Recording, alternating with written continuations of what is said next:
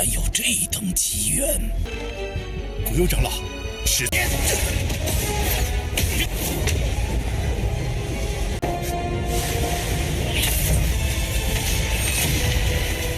我骨头可不怕你。Halo semuanya, bagaimana nih kabar kalian? Pada kesempatan kali ini ya, kita akanlah melanjutkan Tonghua dari BTTH, tepatnya episode 169. Untuk di part sebelumnya, ya kita melihat keepikan dari Xiaoyan yang telah melewati ratusan reinkarnasi ya. Dan kini dia telah berada di ranah Dozun Puncak tingkat 9 putaran. Namun ketika mereka melakukan pertarungan, secara tiba-tiba terdengar suara retakan. Berarti adanya seseorang yang datang dengan kekuatan yang jauh lebih kuat. Ya, kira-kira siapa guys? Ya, sebagian besar pasti sudahlah tahu ya.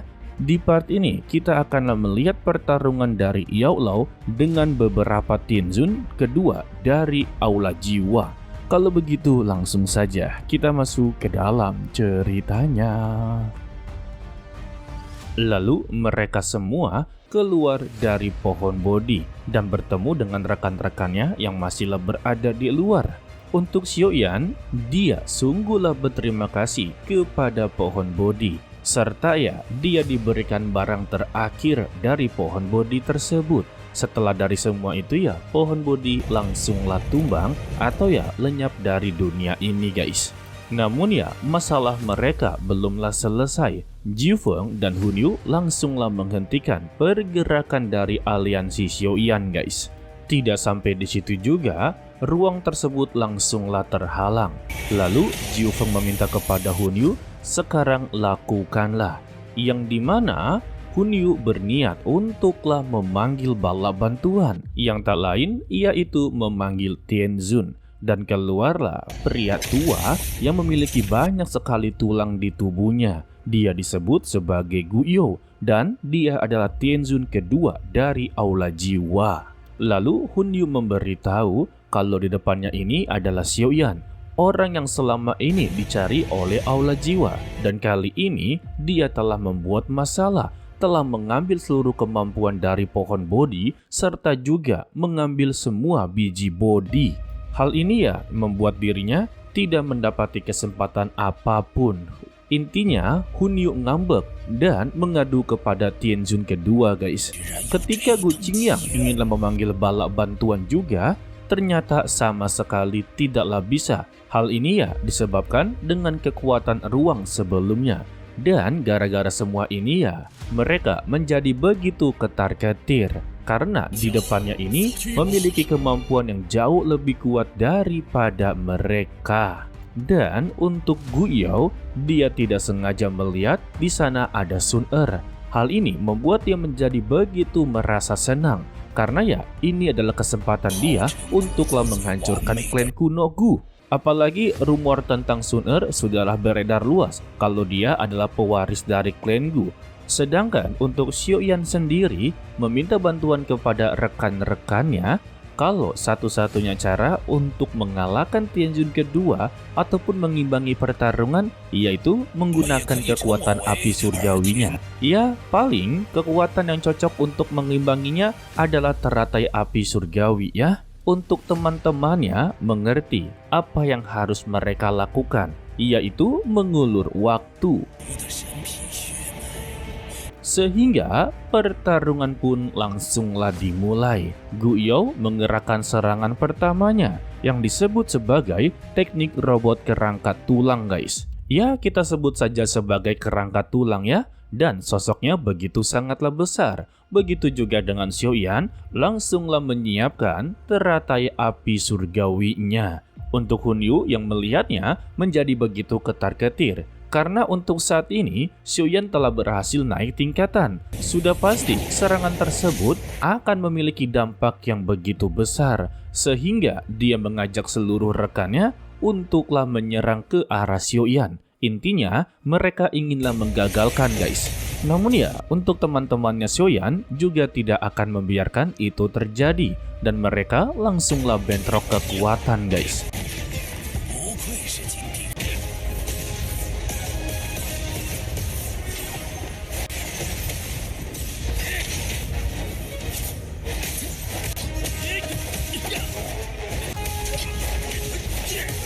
Selagi mereka baku hantam, ternyata ya untuk Sun Er, Xiao Yishan, dan juga Cailin, mereka bertiga ini bertugas untuklah menghadapi Gu Yao.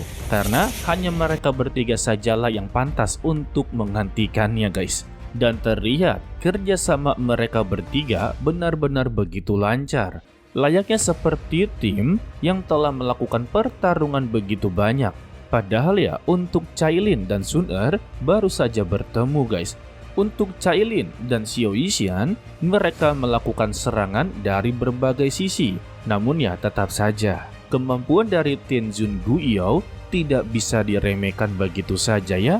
Hanya dengan satu hempasan saja, mereka pun langsunglah terpental.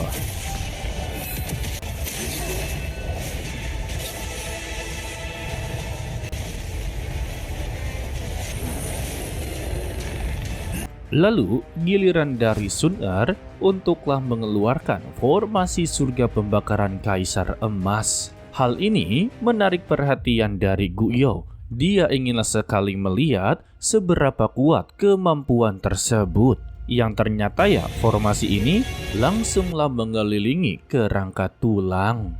Tidak mau kalah, Gu Yao mengerahkan kerangka tulangnya untuklah terus-terusan menyerang. Tetapi ya Sun Er tidaklah membiarkan itu terjadi. Dia pun mempersempit celah dari formasinya. Sehingga ya kerangka tulang tersebut langsunglah tertutup rapat dengan api yang begitu besar. Namun sayangnya hanya dengan satu cengkeraman dari Gu Yao, api milik dari Sun Er langsunglah dilahap. Dan terjadinya sebuah ledakan spiritual.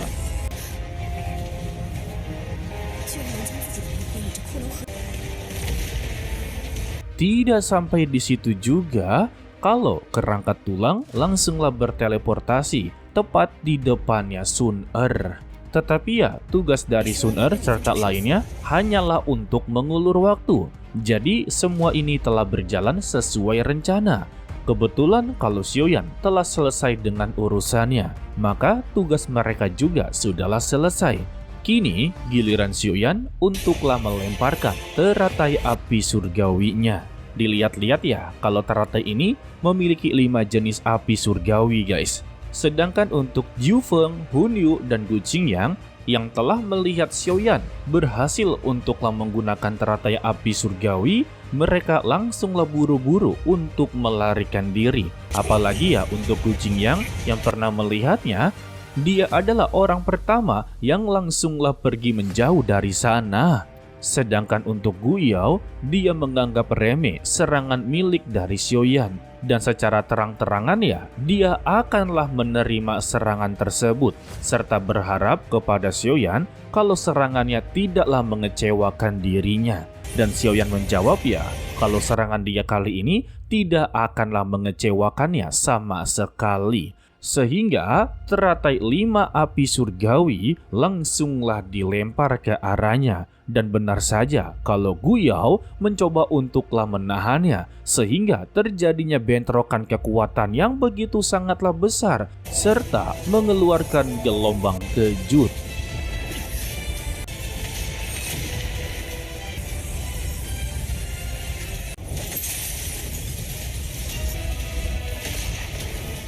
Bahkan ya untuk Jiu Feng yang cukuplah jauh dari pertarungan tersebut, dia langsunglah batuk-batuk berdarah. Gila, dampaknya parah banget ya, udah kayak radiasi cuy. Setelah ledakannya selesai, terlihatlah kalau kerangka tulang ini tidak lagi bergerak. Tetapi ya tidak menimbulkan apapun guys. Untuk Hun Yu yang melihat kerangka tulang tidaklah kenapa-napa, langsunglah meremehkan kemampuan dari Xiaoyan. Sembari bertanya, kemampuan apa yang akan dia keluarkan untuklah mengalahkan Tianjun kedua. Tetapi ya secara tiba-tiba, kerangka tulang tersebut mengalami sebuah retakan. Meskipun kerangka tulangnya sudah hancur lebur, pertarungan ini belum berakhir. Dan terlihatlah kalau Gu Yao langsung batuk-batuk berdarah. Tandanya, kalau teratai surgawi milik dari Xiaoyan masih ampuh untuklah melawan orang yang berada di atasnya. Ya, sekelas elit Banseng saja bisa terluka guys. Gu Yao mengakui kekuatan dari Xiaoyan memang memiliki banyak sekali keterampilan. tetapi dia masih mampu untuklah mengambil nyawanya, sehingga telapak tangan yang begitu besar siap untuklah menarik tubuhnya. Dan datanglah guru Yao Lao yang langsung menghentikan serangan tersebut. Kedatangannya membuat Xiaoyan sungguh begitu terkejut. Bagaimana bisa dia berada di sini?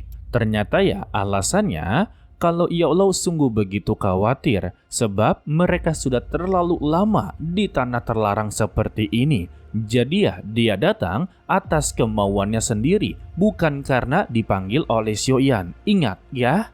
Lalu Yao Lao langsunglah memberikan sebuah peringatan kepada Gu Yao. Jika dia ingin membawa pergi muridnya, maka lewati dirinya terlebih dahulu. Tetapi Gu Yao sama sekali tidaklah takut kepada Yao Lao karena dia juga sebagai target untuklah dibawa oleh klan jiwa. Tetapi Sun Er langsunglah mengeluarkan token yang tandanya ya dia juga akan memanggil bala bantuan. Dan keluarlah tetua Tong Xuan yang langsunglah memarahi klan jiwa karena mereka sudah begitu sangatlah berani untuk menyentuh klan kuno, apalagi ya untuk tuan putri mereka guys.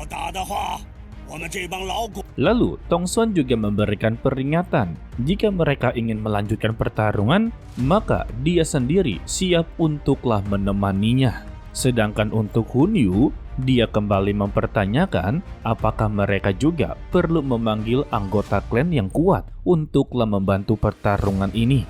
Tetapi ya, Gu Yao langsung mempertanyakan apakah dia pernah melihat tentang bodi Cheetah. Sayangnya Hun Yu sama sekali tidaklah melihatnya.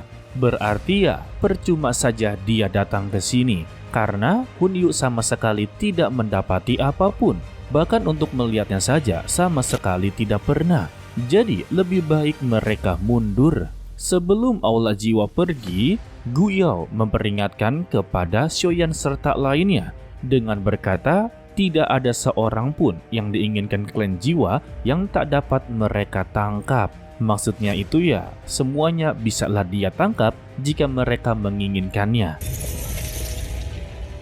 Jadi ya, dia meminta untuk bersiap-siap suatu saat nanti Aula Jiwa akanlah kembali kepada mereka. Begitu juga dengan suku Heaven Demon Phoenix, mereka memutuskan untuklah mundur. Ya, sebenarnya kasihan juga ya sama suku Heaven Demon Phoenix jika mereka tidaklah angkuh, mungkin ya suku mereka tidak akanlah mengalami kemunduran guys. Setelah permasalahannya selesai, Xiaoyan sungguh berterima kasih kepada penatua Tong Xuan dan juga gurunya karena mereka datang tepat waktu. Untuk tetua Tong Xuan, dia sungguh begitu kagum kepada Xiaoyan. Padahal hanya beberapa bulan saja mereka berpisah, sekalinya bertemu benar-benar terlihat seperti orang yang begitu berbeda. Dan ini juga pertama kalinya Sun Er bertemu dengan Yao Lao. Dan tetua Tong Xuan juga meminta kepada mereka tidak perlu lagi khawatir kalau klan kuno mereka akanlah selalu memperhatikan setiap tindakan dari Aula Jiwa.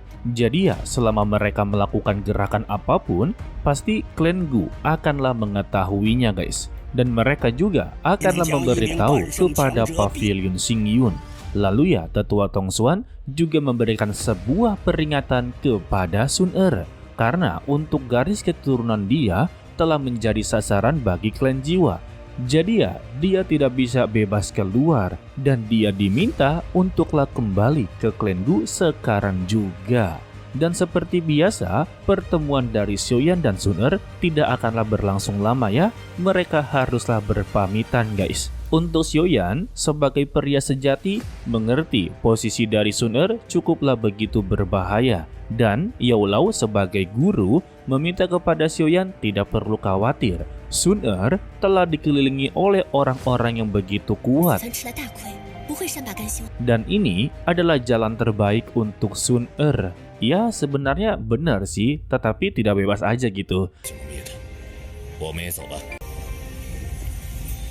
Dan kita bersambung untuklah episode kali ini ya guys. Untuk episode kali ini ya pertarungannya cukuplah memuaskan. Seperti yang Mimin katakan, semakin rananya tinggi, maka kalian tidak akan bisa melihat pertarungan dengan begitu detail. Karena konsepnya itu semakin tinggi rana, maka akan semakin cepat, semakin kuat. Jadi ya, untuk mata manusia biasa tidak mungkin bisa melihat dengan begitu jelas. Anggapannya seperti itu ya guys. Jika memang kalian ingin melihat dengan jelas, maka kalian haruslah menjadi kultivator. Anjay. Oke lah, sepertinya cukup sampai di sini saja dulu untuklah video kali ini ya guys. Mimin ucapkan terima kasih kepada kalian yang telah menonton sampai akhir. Pesan dari Mimin, tetaplah menjadi orang yang baik walaupun itu sangatlah sulit. To be continue, sampai jumpa di video berikutnya. Bye bye. Ya. 不用长老，时间。